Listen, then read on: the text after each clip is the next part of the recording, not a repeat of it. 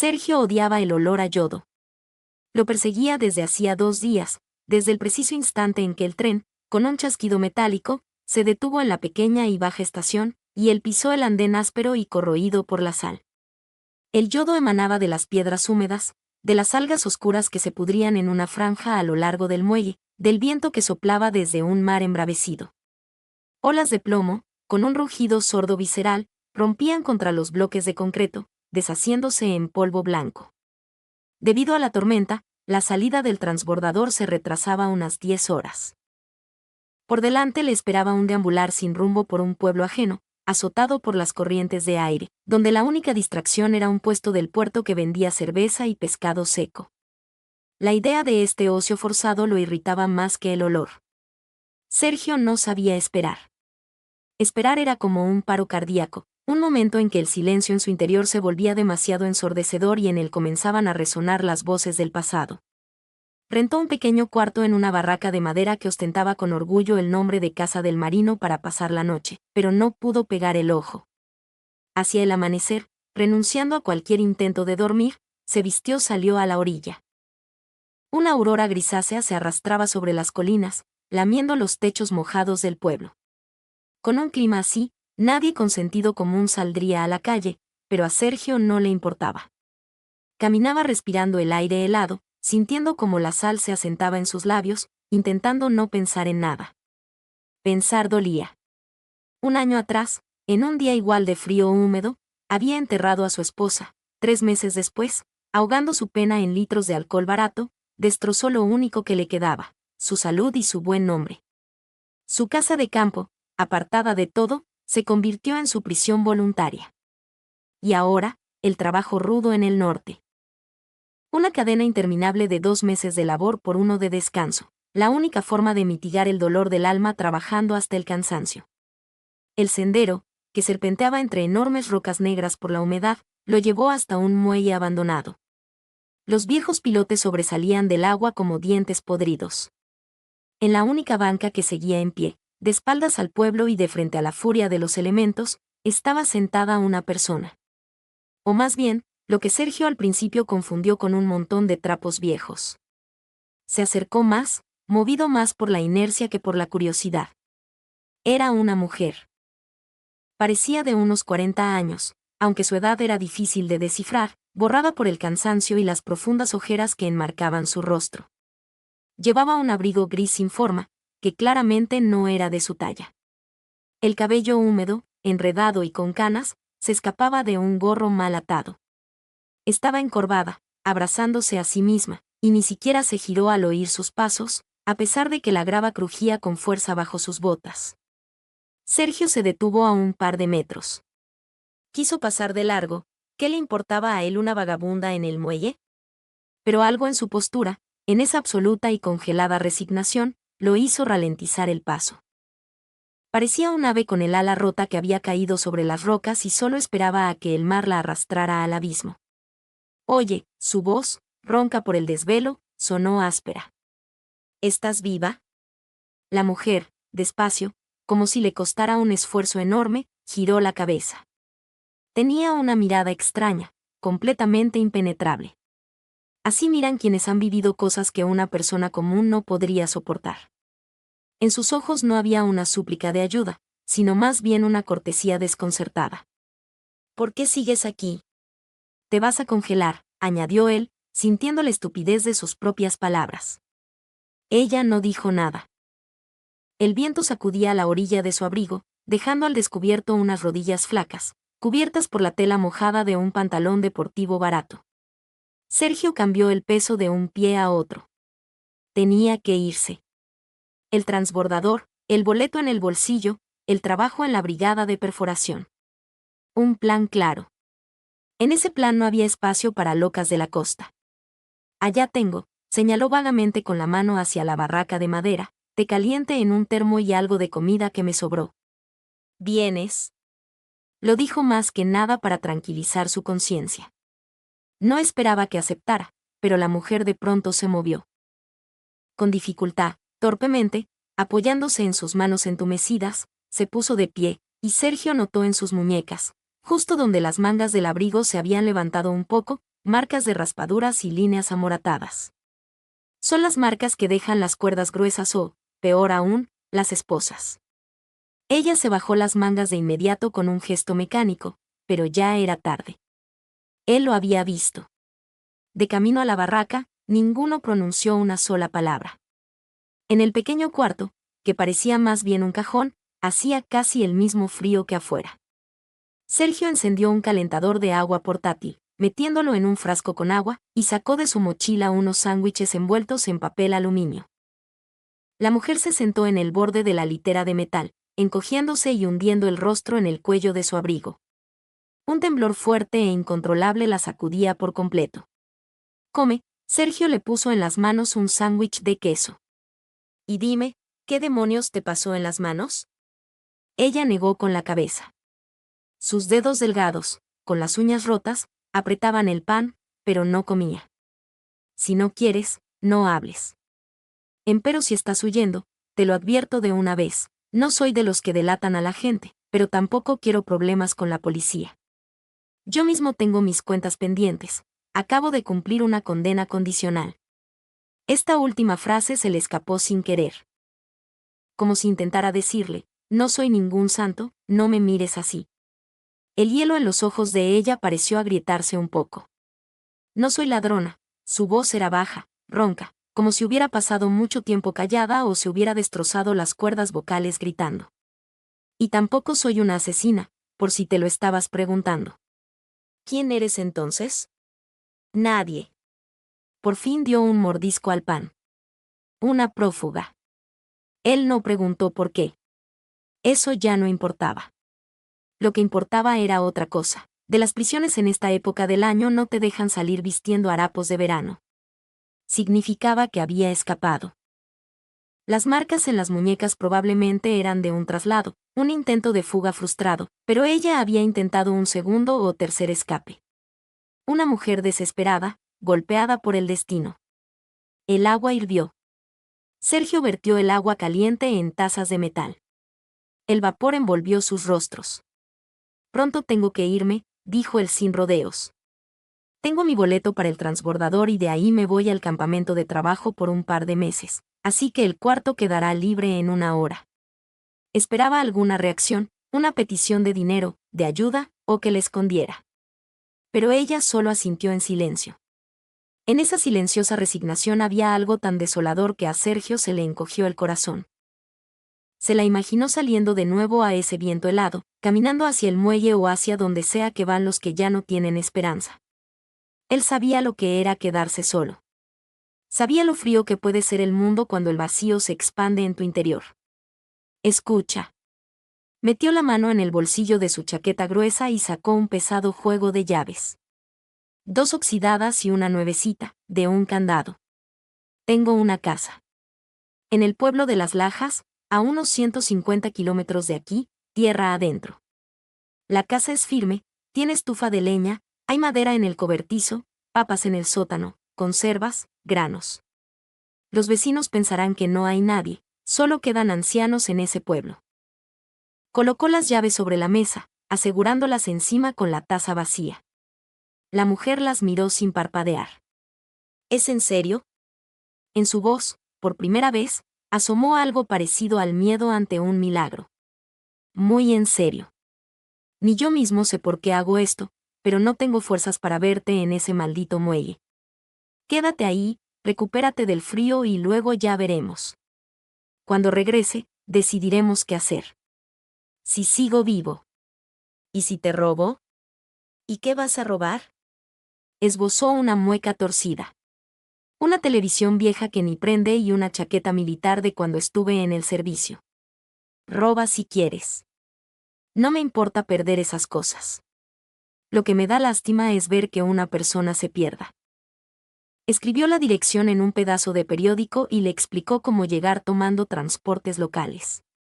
Sacó casi todo el efectivo de su cartera, unos 5.000 rublos, dejándose solo unas monedas para el boleto al centro del distrito.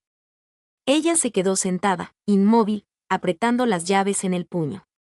Por sus mejillas, de manera imprevista para ella misma, rodaron unas lágrimas escasas y amargas, de esas que no alivian, sino que queman. Me llamo Tatiana, dijo en voz baja. Gracias. No hay de qué, refunfuñó Sergio, echándose la mochila al hombro. Cierra la puerta cuando te vayas. Y salió sin mirar atrás. El viento salado le azotó el rostro. El transbordador sonaba en el puerto, llamando a los pasajeros. Sergio caminaba a paso firme, aplastando la grava mojada bajo sus suelas.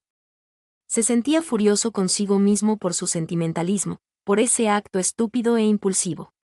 Meter a una vagabunda en su casa, qué idiota. Va a quemar el lugar, a malbaratar lo último que queda. Le latían las sienes. ¿Por qué se metía en problemas? Pero bajo esa rabia, muy en el fondo de su alma, por primera vez en mucho tiempo, comenzó a brotar algo parecido a la calidez. Como si ahí, en el pozo vacío y oscuro de su vida, alguien hubiera encendido una diminuta y temblorosa llama que no tenía derecho a apagarse, porque al salvar a otro, tal vez, se estaba salvando a sí mismo. El viaje le tomó a Tatiana casi 2 días enteros.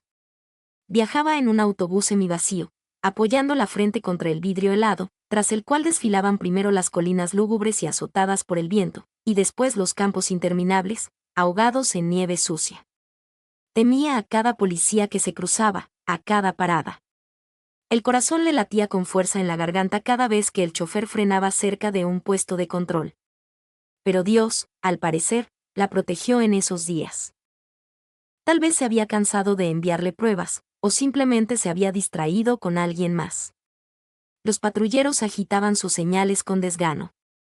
El autobús seguía de largo, y Tatiana, apretando nerviosamente el juego de llaves en su bolsillo, recreaba una y otra vez en su mente el rostro del desconocido. Sergio, repetía para sus adentros. El nombre sonaba firme, seguro, como una roca. Llegó a Las Lajas al caer la tarde. El pueblo la recibió con un silencio tan profundo y denso que el zumbido en sus propios oídos le resultaba ensordecedor. Cercas inclinadas, las ventanas oscuras de unas pocas casas, ni un solo farol encendido. Solo el viento vagaba por la calle desierta, aullando en las chimeneas. La casa de Sergio estaba justo al borde de una hondonada, detrás de la cual comenzaba un bosque de pinos negro e impenetrable.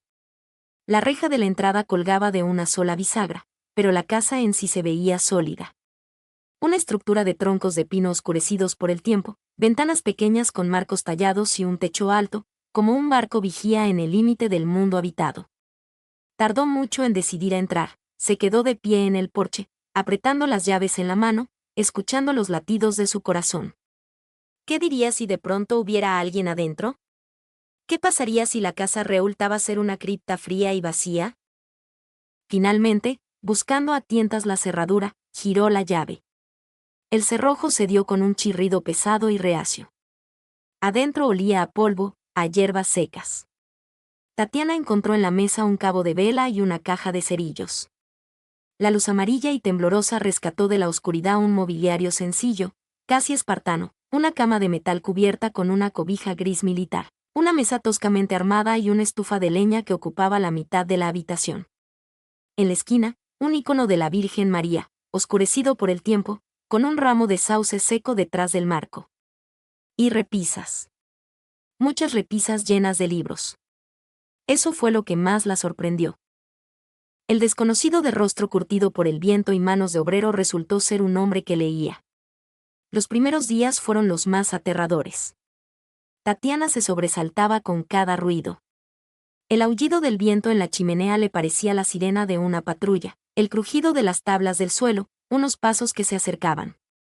Se despertaba a mitad de la noche empapada en sudor frío, lista para correr, esconderse, morder y arañar otra vez, como una rata acorralada. Pero pasaba un minuto, luego otro, el silencio regresa y ella, exhausta, volvía a caer en un sueño pesado y pegajoso. De día era más fácil. Encendió la estufa. La leña del cobertizo estaba seca, era de abedul. El fuego vivo, el crujir de los leños y el calor que se extendía lentamente por la casa fueron casi como una medicina. Tatiana encontró en el sótano latas de carne, un costal de papas y col fermentada en un barril de madera. Todo estaba ordenado con esmero y previsión. Se notaba que Sergio se había preparado para un largo invierno. Después de calentarse y comer bien por primera vez en mucho tiempo, empezó a observar a su alrededor, y cuanto más miraba, más fuerte se volvía una extraña sensación de nostalgia. La casa estaba vacía, pero no abandonada. Era como si la vida se hubiera marchado de ahí hacía poco. En la ventana, un geranio seco en su maceta. En el armario, un pañuelo de mujer, doblado con cuidado, que aún olía a lavanda. En la pared, una fotografía en un marco sencillo de madera. Sergio y una mujer rubia con una sonrisa suave y bondadosa. Estaban de pie a la orilla de un río, abrazados, y en sus ojos se notaba esa felicidad tranquila y silenciosa que no necesita gritar, sino que simplemente brilla desde el interior. Tatiana contempló la imagen durante largo tiempo, luego miró el icono, los libros polvorientos, la tetera ahumada y de pronto, por primera vez en muchos años, sintió algo a lo que no sabía qué nombre ponerle. No era miedo ni el rencor acumulado de siempre. Se parecía a la responsabilidad o a la gratitud. Un hombre que había pasado por un dolor tan grande como el de ella le había confiado todo lo que le quedaba. No solo las llaves de su casa, sino las llaves de su memoria, de su pasado. Y ella, una convicta reincidente, tenía el deber de protegerlo. Al quinto día dejó de tener miedo. Al séptimo, tomó una cubeta y un trapo. Sucedió casi por sí solo. Estar sentada esperando era insoportable. Los pensamientos oscuros y pesados empezaban a rondar de nuevo en su mente. Pero el trabajo físico, sencillo, que solo requería esfuerzo, la salvó. Limpió los pisos, las ventanas, talló la estufa tiznada y lavó las cortinas, que resultaron ser sorprendentemente hermosas, lino blanco con flores silvestres bordadas en las orillas.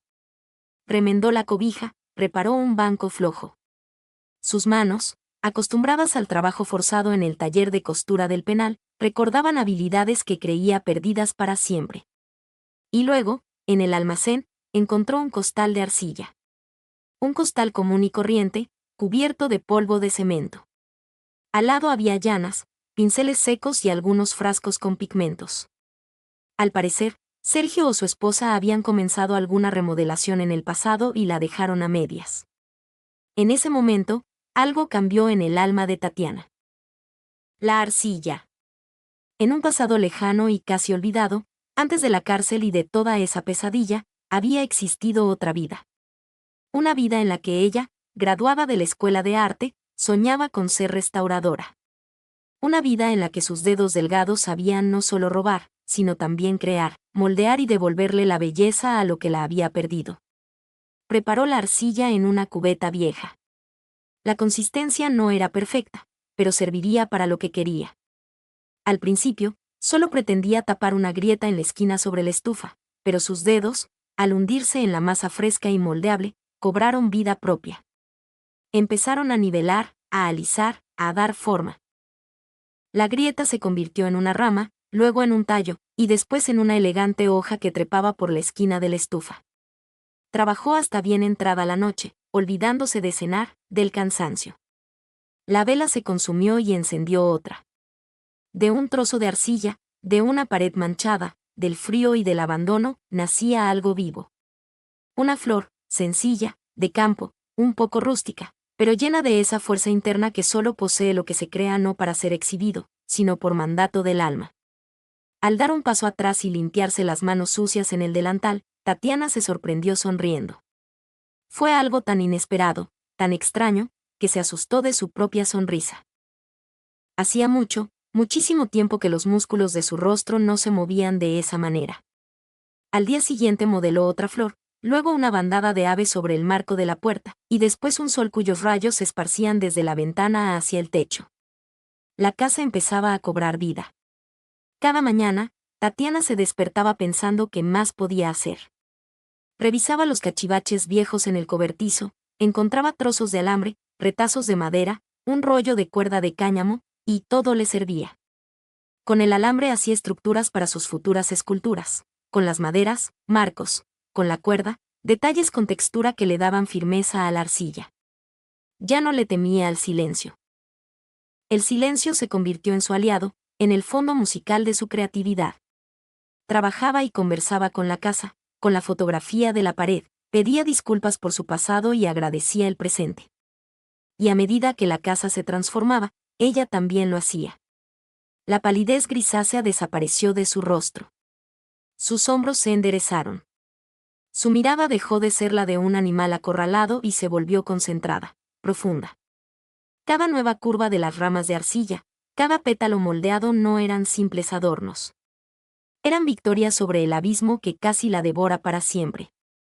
Encontró en la cómoda unas viejas acuarelas, casi secas, pero todavía servibles, y empezó a pintar sus creaciones. Las flores silvestres de las cortinas blancas parecieron mudarse a las paredes, cobrando vida bajo su pincel. Las golondrinas moldeadas sobre la puerta adquirieron el azul en sus alas. El sol brilló con un ocre real, cálido, como el color del trigo. Tatiana no sabía cuánto tiempo había pasado. Los días se fundieron en un flujo continuo y alegre de trabajo. Dejó de contarlos, dejó de esperar el regreso del dueño. Sergio regresaba enojado y vacío. El turno de trabajo había sido duro, no tanto en lo físico, sino en lo mental. 2 meses en el contenedor de metal que servía de dormitorio, rodeado de hombres extraños que olían a combustible y alcohol barato, lo habían desgastado al límite. Trabajó como un condenado, tomando turnos dobles, laborando en sus días libres, callando cuando el capataz descargaba su mal humor con él. No le importaba. El dinero caía en su tarjeta y eso era suficiente. Pero en su interior, donde antes habitaba el dolor sordo y constante de la pérdida, ahora se había instalado una inquietud confusa e inexplicable. Pensaba en la casa que había dejado al cuidado de aquella extraña prófuga medio loca. Pensaba y se enfurecía consigo mismo. ¿Por qué se metió en eso? ¿Por qué confió? Seguro escaparía llevándose lo último que queda, convertiría el lugar en un nido de vicios o lo incendiaría.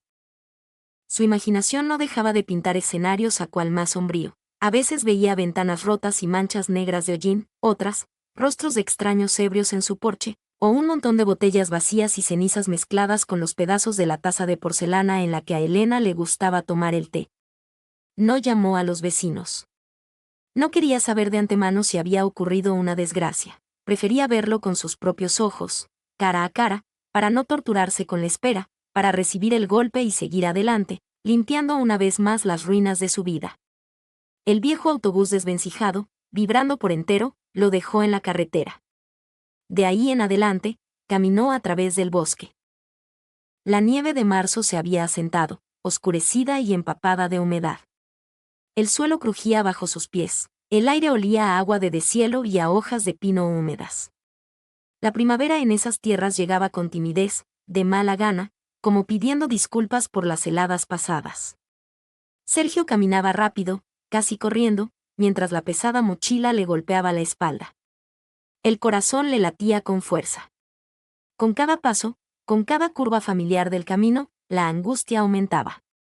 Por fin llegó a la entrada del pueblo. Un poste inclinado con cables caídos. El viejo pozo de polea. La casa abandonada de Doña Clara, invadida por la maleza. Y más adelante, su casa. Sergio se detuvo. Algo no andaba bien. No comprendió de inmediato de qué se trataba. La casa seguía ahí, intacta, a salvo. El techo no se había caído, los vidrios de las ventanas reflejaban el cielo nublado de marzo. Pero algo sutil había cambiado, como si la casa lo mirara de otra manera. Como alguien que se marcha enfermo y demacrado, y regresa sano y rejuvenecido. La reja ya no colgaba de una sola bisagra, estaba derecha, y el óxido había desaparecido de los goznes, reemplazado por el brillo oscuro del lubricante metálico. El sendero que llevaba al porche estaba limpio de nieve y cubierto con cuidado con un poco de arena. Sergio empujó la reja despacio, como en un sueño. Se abrió sin hacer ruido. Caminó por el sendero sintiendo el pulso acelerado en sus sienes. El porche estaba barrido. En los pasamanos había rastros de pintura reciente.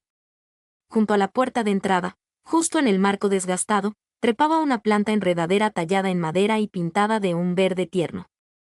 Hojas de pino diminutas, un tallo delgado que subía.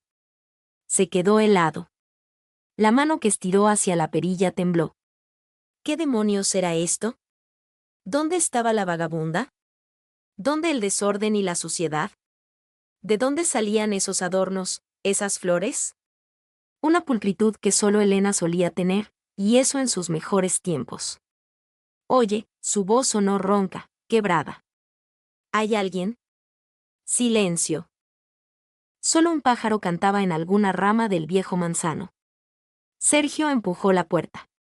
No tenía seguro. Adentro, se detuvo en el umbral. No, no solo se detuvo, quedó petrificado. Se le cortó la respiración como si le hubieran dado un golpe de mazo en el pecho. La mochila se le resbaló del hombro y cayó pesadamente al suelo. Era su casa y, al mismo tiempo, una completamente distinta. La estufa de leña, la vieja estructura tiznada que había planeado reconstruir hacía 3 años, brillaba con una capa fresca de cal, pero no fue eso lo que lo asombró. Por toda la superficie de la estufa, desde el suelo hasta el techo, se extendían imágenes vivas, con relieve, llenas de movimiento y luz. Pinturas, bajorrelieves, no sabía cómo llamarlo. De la textura áspera del yeso brotaban plantas.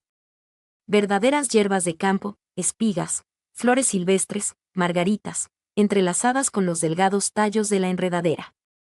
Cada pétalo estaba trabajado con precisión de joyero. Cada hoja proyectaba una sombra diminuta. Las aves moldeadas sobre el marco de la puerta parecían a punto de emprender el vuelo por la habitación. Y junto a la ventana, donde antes solo había una pared desnuda, se desplegaba un sol de arcilla, inmenso, con rayos que parecían cintas, pintado de un cálido ocre color miel. Sergio dio un paso, luego otro. No podía apartar la mirada. Los pisos estaban pulidos hasta brillar como el ámbar. Las ventanas estaban tan limpias que parecía que los vidrios hubieran desaparecido, disolviéndose para dejar que la luz de marzo entrara libremente a la casa, llenándola de resplandor. Las cortinas, aquellas de Elena con las flores bordadas, estaban recién lavadas y almidonadas. En la mesa, cubierta con un mantel limpio, había un frasco de vidrio con ramas frescas de sauce. Y la fotografía, aquella del marco sencillo. Estaba en el mismo lugar de antes. Pero el marco había sido restaurado, cubierto con barniz, y bajo el vidrio se veía una margarita seca. Y en todo aquello no había ni una mota de polvo, ni suciedad, ni rastro de abandono, solo un olor. Un olor extraño y penetrante a arcilla húmeda mezclado con el aroma del humo de la leña y las hierbas secas. El olor de la vida. El olor de un hogar. Sergio se quedó en medio de la habitación, respirando con dificultad, incapaz de creer en la realidad de lo que veía. Sentía que estaba soñando, que era un espejismo, un truco cruel de su mente agotada, que en cualquier momento parpadearía y todo desaparecería, dejándolo de nuevo ante las paredes desnudas y desgastadas, el polvo y el frío. «Dios mío», exclamó en un suspiro. Sintió un nudo en la garganta. Desde el fondo de la casa, por el lado de la pequeña cocina, se escucharon unos pasos ligeros y cautelosos. Sergio se dio la vuelta. En el umbral estaba ella, Tatiana. Pero era otra mujer. No la que recordaba en el muelle, no la sombra gris con el abrigo roto. Ante él estaba una mujer con la espalda erguida, el cabello recogido en un moño prolijo, vistiendo un sencillo vestido de algodón cubierto por un delantal limpio. Tenía los brazos manchados de arcilla hasta los codos, fresca, todavía húmeda. En su rostro no quedaba rastro de la antigua desesperación, solo temor y esperanza. Se miraron en silencio. Sergio quiso decir algo. Quería preguntar tantas cosas. ¿Cómo? ¿Por qué? ¿Para qué? Quiso gritar, estallar por la sorpresa, por el torrente de emociones que le oprimía el pecho. Pero las palabras se le atoraban en la garganta. Dio un paso más y se detuvo junto a la pared. Estiró la mano. Con la yema de los dedos tocó la hoja de arcilla áspera, la misma que rodeaba la esquina de la estufa. La hoja estaba fría, pero en ese contacto se sentía la vida. Esa misma vida que se había marchado de la casa junto con Elena y que ahora regresaba de una forma extraña e incomprensible. La voz de Tatiana tembló. No sabía cuándo regresaría. Yo solo. No terminó la frase. Se dio la vuelta. Sergio, ocultando el rostro, permaneció en silencio. En sus sienes resonaba una idea: no la eches, no te atrevas. Mira lo que ha hecho. Observaba y sentía como por sus mejillas, curtidas por los vientos del norte, rodaban lágrimas. Lágrimas escasas, de hombre, de las que no alivian, sino que queman como hierro ardiente. Lloraba por primera vez desde el funeral de su esposa. Lloraba porque su casa, aquella cripta fría y muerta, de pronto respiraba. Porque el milagro en el que no creía había sucedido. ¿Cómo es posible?, susurró, sin reconocer su propia voz. Tú podías simplemente haber. No podía simplemente irme, respondió Tatiana en voz baja, aún de espaldas. Esta casa no me habría dejado en paz, me habría expulsado. Tenía que pagar una deuda. ¿Qué deuda?, casi gritó él. Yo no te presté nada. Solo te arrojé las llaves y me fui. No esperaba nada, ¿entiendes? Nada. Tatiana finalmente se giró. Tenía los ojos secos, pero en ellos había un abismo tan profundo de todo lo vivido que Sergio enmudeció. No hablo de dinero, dijo con calma. Hablo de la vida. Usted me salvó la vida. Y yo quería salvar su casa, para que al regresar viera, para que supiera que alguien lo esperaba aquí. Aunque no fuera la persona que usted desearía ver. El silencio se instaló en la casa, ese silencio lleno de luz dorada y del calor de la estufa encendida. Sergio se dejó caer en una silla y se cubrió el rostro con las manos. Sus hombros temblaban. Tatiana se acercó a la estufa sin hacer ruido y arrojó un leño de abedul. El fuego en el hogar se avivó, rugiendo con más fuerza. Miró a ese hombre grande y fuerte, abrumado por la pena y por una alegría inesperada, y pensó que por primera vez en muchos años no se sentía de sobra, ni extraña, sino necesaria. Y a causa de ese sentimiento, una calidez se expandió en su interior, igual a la que emanaba de la estufa junto a cuyas paredes florecía su alma. El silencio que flotaba en la casa no era pesado, sino sanador. Es el tipo de silencio que queda después de una larga tormenta, cuando los últimos truenos se pierden en el horizonte y el aire se vuelve transparente y ligero. Sergio estaba sentado a la mesa, apoyando sus manos pesadas y cansadas sobre el mantel limpio, mirando fijamente un punto en el frasco con las ramas de sauce. Tatiana se movía junto a la estufa, preparando la tetera. Se desplazaba sin hacer ruido, casi flotando, como si todavía temiera romper el frágil equilibrio de ese instante. El agua hirvió, soltando un chorro de vapor, y ese sonido trajo a Sergio de vuelta a la realidad. Levantó la cabeza, recorrió con la mirada las paredes transformadas, las flores de arcilla, las aves, el sol, y soltó un suspiro hondo desde el pecho. Tania. Su voz sonó apagada, pero ya sin el temblor desgarrador de hacía un momento. Siéntate. Deja de dar vueltas. Siéntate y cuéntame todo bien, como se debe. Tatiana se quedó inmóvil. Luego, despacio, como si no creyera que la invitaban a compartir la mesa, se sentó en la orilla de un banco frente a él. Sus dedos jugueteaban nerviosos con el borde del delantal manchado de arcilla. ¿Y qué te voy a contar?, esbozó una sonrisa amarga. Da asco recordar todo lo que pasó antes de llegar a esta casa. Estuve presa 3 veces. La primera por tonta, cuando era joven. La segunda por beber con las personas equivocadas. Y la tercera por culpa de mi esposo. Sergio frunció el ceño. ¿Cómo es eso? Pues así. Mi expareja se metió con mala gente. Drogas, deudas, todo eso. Yo intentaba sacarlo de ahí una y otra vez, hasta que un día me tendió una trampa. Le robó a los suyos y me echó la culpa a mí. Y terminé en la cárcel. Cumplí mi condena entera y él ni una sola vez me mandó comida o ropa. Se calló, mirando por la ventana. Allá en la prisión casi me muero. No por el trabajo, no, sino por el vacío que sentía dentro. Cuando no le importas a nadie, ni siquiera a ti misma, la vida se vuelve peor que la muerte. Luego vino un traslado de penales. Y escapé. No porque tuviera la esperanza de llegar a algún lado. Simplemente no podía más. Pensé que me atraparían. Y me dije, que pase lo que sea, peor no puedo estar. Sergio escuchaba sin interrumpir. En su pecho crecía lenta y densamente una ola de rabia sorda e irracional.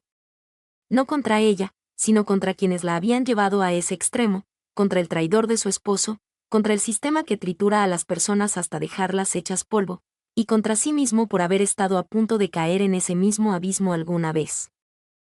Recordó su propia condena condicional, las peleas de borrachos, las noches en el calabozo, y pensó, después de todo, no hay una distancia tan grande entre esta mujer y yo. Solo que él había tenido más suerte. Tenía una casa a la cual regresar y los recuerdos de su esposa. Lo demás ya lo sé, dijo en voz baja. El muelle, las llaves, el autobús. ¿Pero cómo lograste hacer todo esto aquí?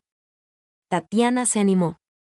Por primera vez en toda la conversación, apareció una luz en sus ojos, la misma que Sergio había notado en el muelle, pero que entonces parecía una llama moribunda y ahora ardía con un fuego constante y sereno. Ni yo misma lo sé, confesó. Cuando entré aquí, pensé, descansaré un par de días y me entregaré. Estaba cansada de huir, cansada de tener miedo. Pero luego, empecé a limpiar para no quedarme cruzada de brazos. Después encontré la arcilla y las pinturas, y fue como si algo dentro de mí despertara. Sabe, Sergio. Antes de todo esto, antes de la cárcel, terminé la escuela de arte. Estudiaba para ser restauradora, pero luego la vida me llevó por otros rumbos. Y bueno, señaló las paredes con las manos, parece que mis manos no olvidaron del todo el oficio. Sergio se levantó, se acercó a la estufa y pasó la palma de la mano por una espiga de arcilla. Bajo sus dedos se sentía cada relieve, cada grano. Esto es talento, dijo con convicción. No es un simple oficio, es un don de Dios. Mis manos solo sirven para apretar tuercas y cortar leña. ¿Y tú lograste crear esto? Tatiana se ruborizó. Para ella, acostumbrada a los gritos, los empujones y las humillaciones, un elogio sincero le resultaba increíble, casi aterrador. No sabía cómo reaccionar ni qué hacer con esas palabras. Gracias, murmuró apenas audible. Solo que ahora no sé qué sigue. Usted ya regresó. La casa es suya. Puedo empacar rápido. No le quitaré tiempo, ya conozco el camino. Espera. La voz de Sergio sonó más fuerte de lo que pretendía. Tatiana se sobresaltó. ¿A dónde crees que vas? ¿Otra vez al muelle? ¿A seguir huyendo? Allá te va a atrapar la primera patrulla que pase. ¿Tienes idea de lo que te espera por haber escapado? Te van a aumentar la condena, y mucho. Lo sé, ella bajó la cabeza. ¿Pero qué más puedo hacer? No puedo ser una carga para usted. Ya ha hecho por mí más de lo que nadie hizo en toda mi vida. Sergio volvió a sentarse en el banco. Se acercó un poco más. Escucha bien, habló despacio, midiendo sus palabras. No fuiste ninguna carga para esta casa. Al contrario, la resucitaste. Cuando me fui, pensaba, voy a volver solo para colgarme de una viga por la tristeza. Pero ahora, mira a tu alrededor. Ya han ganas de vivir aquí de nuevo. Eso lo lograste tú. ¿Y sabes qué? Hizo una pausa, como si sopesara en una balanza invisible la gravedad de lo que iba a decir. Mañana mismo iré a ver al comisario local y a un abogado. Tengo un conocido en la cabecera municipal, un tipo inteligente. Vamos a resolver tu situación conforme a la ley. ¿Entendido? Tatiana lo miró fijamente. En sus ojos se mezclaban el temor y la incredulidad. ¿Por qué hace esto por mí?, susurró. No soy nadie. Soy una desconocida. Ya no eres una desconocida, Sergio negó con la cabeza. La gente extraña no hace lo que tú hiciste. Me salvaste la casa. Es como si hubiera encontrado en ti a una hermana. O tal vez. Se interrumpió, sin saber cómo expresar lo que nacía en su corazón. No importa. Ahora yo me hago responsable de ti. Y punto. Lo dijo con tanta firmeza, con tanta determinación, que Tatiana no supo qué responder. Las lágrimas volvieron a brotar de sus ojos, pero esta vez no eran amargas, sino claras y liberadoras. Estuvieron conversando hasta el anochecer. Sergio le habló de Elena, de su enfermedad, de cómo se había quedado solo entre esas 4 paredes y estuvo a punto de perderse en la bebida. Le contó que se había ido a los campos de trabajo no por el dinero, sino para escapar de ese maldito silencio. Tatiana lo escuchaba, y por primera vez en mucho tiempo sintió que su propio sufrimiento no era una maldición, sino una parte del destino común de los seres humanos. Que todos llevamos grietas por dentro, pero que esas grietas se pueden reparar con arcilla, con calidez, con confianza.